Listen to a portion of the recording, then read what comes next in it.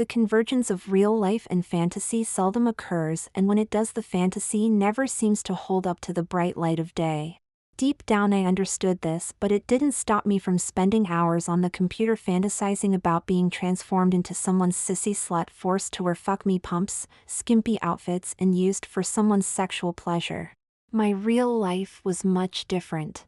While working on my master's degree in computer science, I met my wife, who at the time was working on her MBA. We started off on the treadmill and followed the path that our friends were taking, working long hours and believing we were the new masters of the universe. As time marched on, and we got into our 30s, we realized that life was comfortable but that we weren't likely to be leaving any lasting footprints on the world. We were doing all right financially, but clearly not breaking any records we'd be working for the rest of our lives. On the domestic front, we weren't setting any records either. We had settled into a typical routine that over the years involved less and less sex. The only bright spot in this middle-class tedium was the fact that early on in my relationship with my wife, I shared with her my cross-dressing fetish. She didn't understand it, but was extremely tolerant since she knew it turned me on. This allowed me the freedom to build up a wardrobe and on occasion spend an odd day en femme. Since she was tolerant but not a fan of my dressing, I didn't flaunt it and usually saved my dressing for when she was out of town. However, I did spend a lot of time online, reading stories and fantasizing about my hidden desires. Although the internet provided me a great outlet to explore my darker desires, it also magnified them by exposing me to new twists on my fantasies. What I didn't realize was that it was also going to dramatically change my life. Life plodded on. In a mixed blessing, my company went through a radical restructuring, and unlike a lot of my friends who were left out in the cold, I was offered a part-time job in the restructured company. The job didn't pay as well, but I would be allowed to work from home. In my warped mind, I quickly thought of how great it would be to work from home. I'd be able to dress during the day. Then reality settled in, and I realized we'd be making less money and that my career was all of a sudden derailed. My wife and I spent a lot of time figuring it out and decided we'd be okay. I began working from home but refrained from dressing because it seemed like an extravagance, and I felt guilty partaking on personal fun when my professional life was going downhill. I quickly learned working from home actually sucked. The only interaction I had was with my dogs. The days just dragged on. Therefore, it wasn't too long into my at-home career that I gave in to my desires and began to dress during the day. But the dressing didn't cut through my lack of contact with the outside world, so I started entering some of the chat rooms on the sites I frequented. In the past, I had usually stayed clear of the chat rooms since some snobby part of me didn't really want to interact with people who hung out in cyberspace. It was a cruel irony that I soon found myself one of the people I used to ridicule in my mind. Before I knew it, I was frequently video chatting with strangers, enjoying the compliments that they would give me on my appearance. I started hitting it off with one person in particular. He was very aggressive at first, but I warmed up to him as he prodded me to divulge and expand upon my fantasies. What I enjoyed is that he'd take my fantasies and put his own spin on them and put new ideas in my mind. I always knew I liked bondage, but he would talk about tying me up and putting a plastic bag over my head until I passed out, about tattooing me with his initials and a unicorn, his symbol for his slaves. Before my foray into the chat rooms, none of these things would have turned me on, but day after day of talking online about them started to have an effect. In hindsight, the most intriguing change was my willingness to entertain being with a man. At first it was the part one was playing online to keep people chatting, but soon it invaded my thoughts. I started to get turned on by the idea of being used as a cum slut, forced to give head and having cocks exploding their load inside of me. I don't know when I crossed the line from just playing the role to actually adding it to my list of desires, but I did cross that line, and I knew I was a sissy slut at heart. Then the day would end, I'd change back into drab clothes, my wife would come home, and life plodded along. One day online, my new friend showed me a white leather corset he bought and asked me for my address so he could send it to me because he wanted to see me in it. Now, even though I was getting caught up in my fantasy life, I wasn't dumb enough to reveal my real address. I tried to be polite and decline, but every day he'd prod me a little bit and dangle something else he'd bought for me to wear. I finally broke down and got a P.O. box at the UPS store under my alter ego's name, Veronica Eggert. I passed that address along and shortly thereafter received a very nice Oxford's white leather corset, a leather choker and white leather gloves that buttoned around my wrist. The package, the gifts arrived and had a return address and the name of Steve Kroger listed as the sender. I was excited to add to my wardrobe and showed it off with pride. I was also intrigued that my online chat partner had dared to provide me with his real name and address. I of course Google mapped his house and did a few web inquiries on his name. Other than living on a relatively nice block in suburban Wilmette, near Chicago, I didn't find any juicy tidbits online and stopped my search. Things continued for a while and I would look forward to my online chats and my fantasy of being transformed into Steve's slutty plaything, tied up in his house for his amusement and pleasure. We joked that I would make a blushing bride for him, wearing the white corset under a slinky white dress, with heels that locked around my ankles. Every month or so he'd send me something to my box, a ring gag, a latex hood, a pair of ballet boots. I welcomed the gifts and had fun playing online. We'd tell each other elaborate stories on how he would transform me into his perfect wife/slut, that he'd make me get breast implants, and when I'd go in for the surgery he'd have the doctor add permanent eye and lip liner, pierce my tongue, etc. He talked about how he would keep me bound up while he was out of the house listening to hypnotic tapes to make me more docile and turn me into a cum junkie. I loved the break from reality and found myself constantly fantasizing about the scenarios we discussed online. Then a week went by and I hadn't heard from Steve. I pinged him a few times and assumed he was on vacation. Another week went by and I hadn't heard anything from him, and I realized that it had been like a drug and that I was having trouble quitting cold turkey. A few more weeks went by and I felt sad to have lost my online playmate. I tried filling the gap with others online, but none of them shared the same intimacy. Then one day I checked my mailbox and I was shocked to find a slip indicating I had a letter that required my signature. I was nervous. I hadn't given them my real name. If they asked for identification, I wouldn't have any. But the guy at the counter didn't seem to care, and I scribbled some bumps on the form and took my letter. Dear Sir, aka Veronica Eggert, our law firm has been retained by the estate and trust of Stephen C. Kroger to dispose of certain assets and sums of money.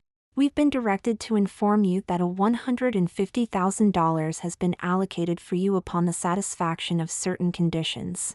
As a precondition to receiving the allocated funds, the trust will require that you undertake breast augmentation surgery and live full-time in private as a woman. It is the desire of the trust that this be viewed as a gift and is intended to be an opportunity that Mr. Kroger wanted to afford you.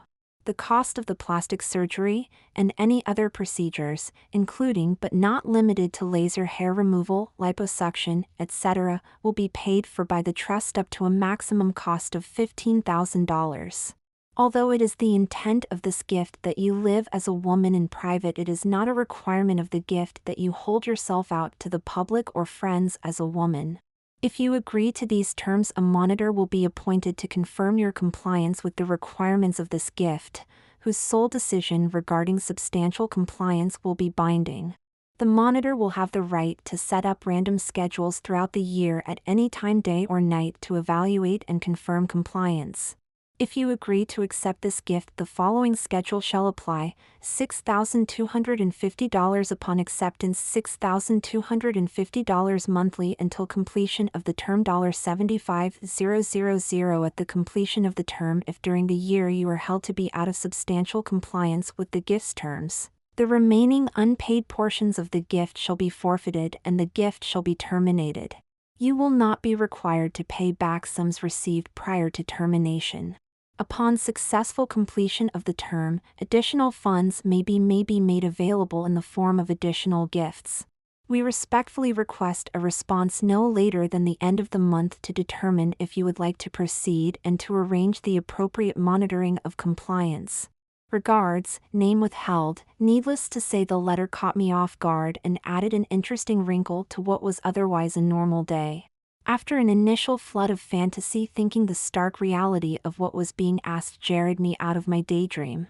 My mind continued to race for the next 2 days until I decided I had to talk to my wife. $150,000 was a nice chunk of money, but could I actually go through with it, and what would my wife say? Finally, I broke down and talked to my wife. I dramatically watered down my online activities, making them seem trivial, and showed her the letter.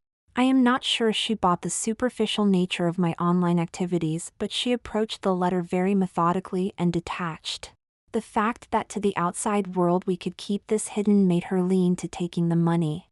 We had a very frank conversation about my fear that she would have to see me all the time as a woman, and as a result she would somehow begin to resent me or feel differently about me. She acknowledged this concern, and we agreed that if we went forward we would have to monitor this and bail out if it became a problem. As a result of our conversation, we decided to proceed, or at least meet with the attorneys and get more information about proceeding. 3 days later, we were sitting in very intimidating offices in downtown Chicago talking about me getting breast implants and living as woman. Needless to say, the conversation was strange. I felt detached and clinical as we discussed how things would proceed. The firm had found a monitor who would use both home visits and a webcam to ensure my compliance. I would always be dressed as a woman at home, day and night, except on those occasions when we entertained guests. They indicated that the goal wasn't to trip me up, but to ensure I was always in substantial compliance with Steve's wishes. In short, the more feminine I dressed, makeup, heels, jewelry, etc., the easier it would be for the monitor to certify compliance. At the conclusion of the meeting, my wife and I looked at each other, and with the same clinical detachment I had during the meeting, we agreed to the terms. We signed the necessary paperwork and walked out a little shell-shocked. The rest of the afternoon was just as strange. Since we were in downtown Chicago, my wife and I decided that we should shop for my new wardrobe. We actually had a fun time, almost as if we were both drunk, picking out lingerie, makeup, and other accessories. We held off on any dresses or skirts until we reviewed what I had at home. This was fine, since neither of us were prepared for me to try on women's clothes in public. A week and later, I had a huge case of stage fright as I was lying down on a hospital bed and they inserted an IV into my arm. I couldn't believe I was going through with the operation. 2 weeks earlier I was content living out my fantasies online, but now I was about to cross a threshold. I was scheduled to have C-cup implants, some liposuction around my waist, and the first in a series of laser treatments to remove all my body hair. Although my wife and I had discussed only having the laser treatment on my chest, with me shaving the rest, I decided to have my whole body done without telling her. When I awoke, it felt like I had been hit in the chest with a baseball bat. I thought just going with simple C-cups, instead of something obscene, would have been easy, but it still hurt. We left the hospital with me wearing a jogging bra under my sweatshirt, and I began my recovery and the start of my new year. It didn't take me long to get into the swing of playing the role of the woman around the house. In a sense, it gave me the opportunity one had always wanted, with the freedom of being required, or forced to do so, thus not having to truly expose or confront my inner desires. As I explored new clothing and new looks, it even seemed to perk up our marriage as well as giving us something new to talk about. We quickly fell into a simple routine, and I continued to improve upon my looks and got accustomed to wearing all my new clothes. As my wife put it, I had settled on a preppy look with a hint of slut-loving to put high heels to anything in my growing wardrobe. At first, life continued as normal as one could expect. It appeared my wife grew used to having her husband wearing a bra and coming to bed in lingerie. When we'd go out to dinner with friends, or just go out shopping for groceries, I'd pull out some drab clothing and bind myself up and try to look the part of my former self, making sure I had removed all of my makeup, especially my eyeliner.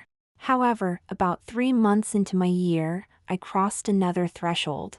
I had to run out to get groceries for dinner, but the thought of removing my makeup and going through all of the effort of changing back into male mode wasn't worth it. So I just went out and did my errands en femme. And so it began. Whenever I had to do anything that didn't involve mingling with my friends, or those who knew me, I just did it as Veronica. Each time I'd go out, it got easier and easier to the point where I never even gave it a second thought. In more reflective moments, I was amazed at how quickly I had made the transition from being a part-time closet crossdresser to being a full-time transgender something. The monitor would stop by periodically, but more often would call and request that I turn on my webcam and show her how I was dressed. There never seemed to be an issue with my compliance, and the checks continued to arrive, and they became a nice supplement to our income. As the newness of the situation wore off, so did any spark it had brought to our marriage.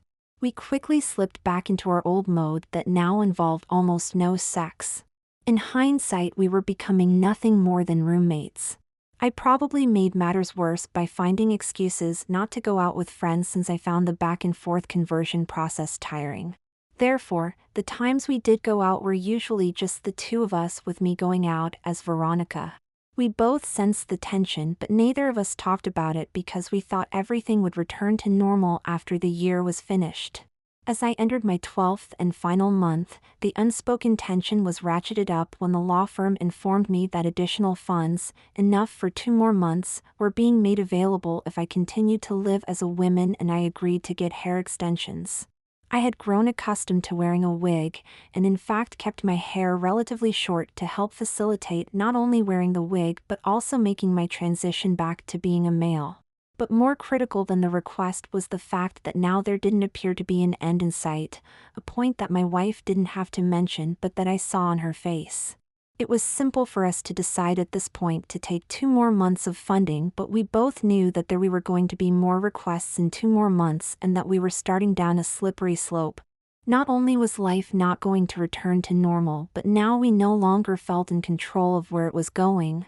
It took me a couple of days to get used to the hair extensions, but I found that I enjoyed them. They were longer than the wig I had been using and felt lighter. The only part that I didn't enjoy was washing my hair. It was actually a pain in the ass getting all of the shampoo out, and every time I did it, I was reminded of the cliché that a woman was too busy to go out because she was washing her hair. As another month ticked by, my wife and I were quickly falling further and further apart. We weren't hostile to each other. Instead, we just did our own separate things and no longer took the time to keep the other in the loop. Then, as expected, the law firm informed us that there would be another 2-month extension if I agreed to get 2 tattoos, one of a unicorn on my left hip and one that said Steve Slave on my right butt cheek. The idea of getting the tattoos was more than I wanted to do. Up until now, everything felt like it was reversible or just a game, but the idea of the tattoos scared me. The feelings were ironic, because here I was living life as a woman, with breast implants and hair extensions, but the idea of getting tattoos bothered me. I was ready to call it quits. My wife, however, was unfazed by the request. I told her I thought it was time to quit and return to normal, but her response was just take the money, what does it matter? Her lack of interest in what was going on with me spoke volumes on how we no longer shared a connection. I decided to go ahead with the tattoos as a stupid form of self-punishment for having gotten myself into this position in the first place. Then came the discussion that, although it hurt, didn't come as big surprise. My wife wanted to take a new job in Los Angeles, and she saw it as an opportunity for a new start and thought it was time for us to go our separate ways. It was a long conversation, and although we still cared for each other, I knew that our relationship was over. It had been a fear that we had talked about when I first got the letter, but we realized that the last 15 months had magnified underlying issues we had never confronted. Life was a whirlwind of activity as my wife prepared to move and we put our house on the market. Due to showings, I spent a lot of time out of the house and began to excel at the pastime of shopping. How many pairs of black patent heels does one person need?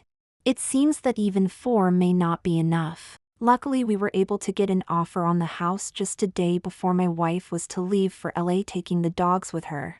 The closing would be in 3 months and I would take care of the remaining details, which included finding a new place I could live on my reduced salary. Then another letter came from the attorneys. Before I opened it, I tried to summon the courage to just throw it out. I knew that these letters contributed to my marriage falling apart, but now more than ever I actually could use the money.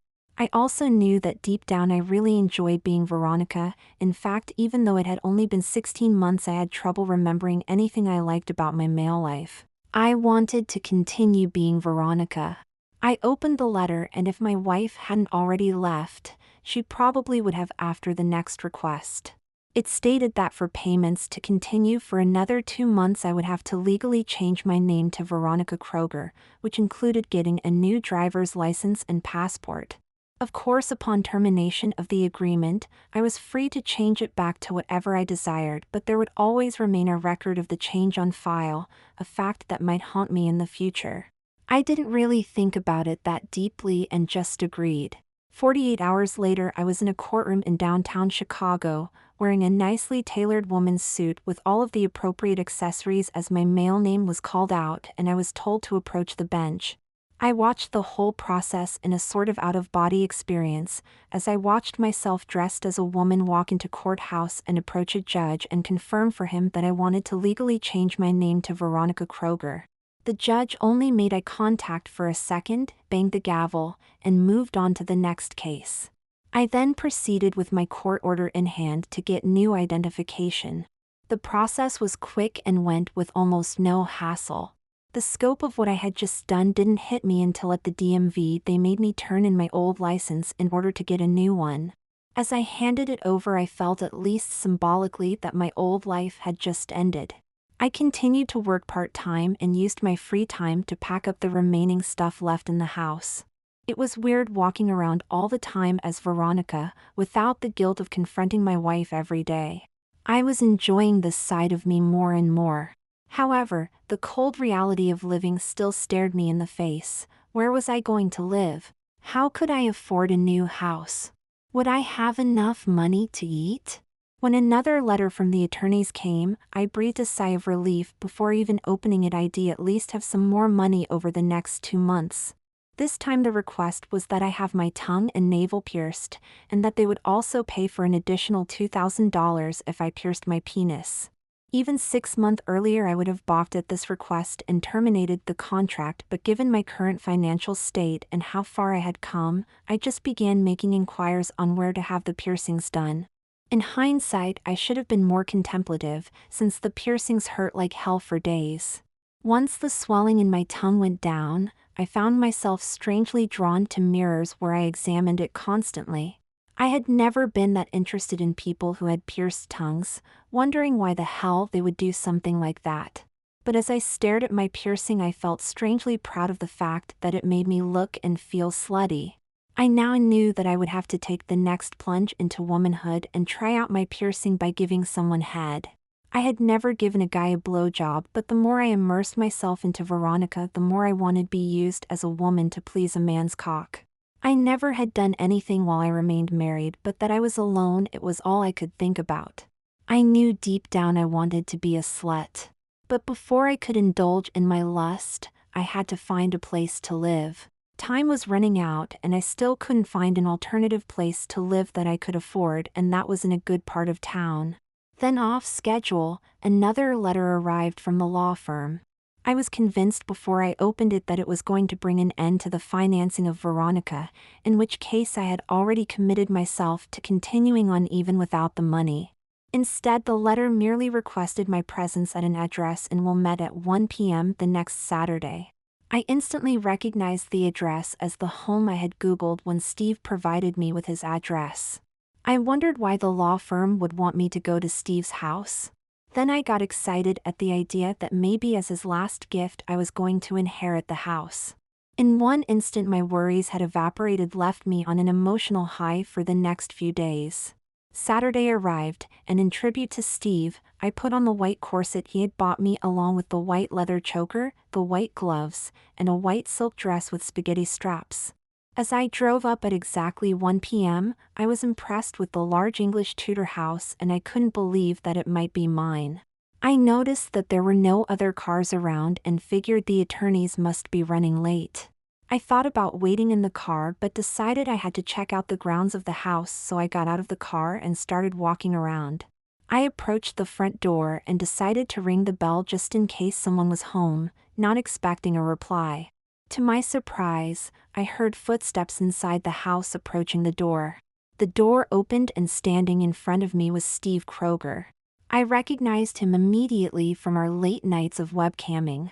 My mouth was agape and I was at a total loss of words. My mind was having trouble getting around the fact that this man was still alive and standing in front of me. Steve broke the silence. I am sure you thought I passed away, and although I wanted to give you that impression, my attorneys actually never stated anything other than it was my trust's wishes that you embark upon the course of feminization. Welcome home, Mrs. Kroger. Upon saying that, he led me past the threshold of the door and looked me over. I just blushed and smiled back at the realization that he had taken me at my word and made me his perfect bride. We then embraced in a long kiss that I broke off as I fell to my knees and gave my new husband the first of many blowjobs.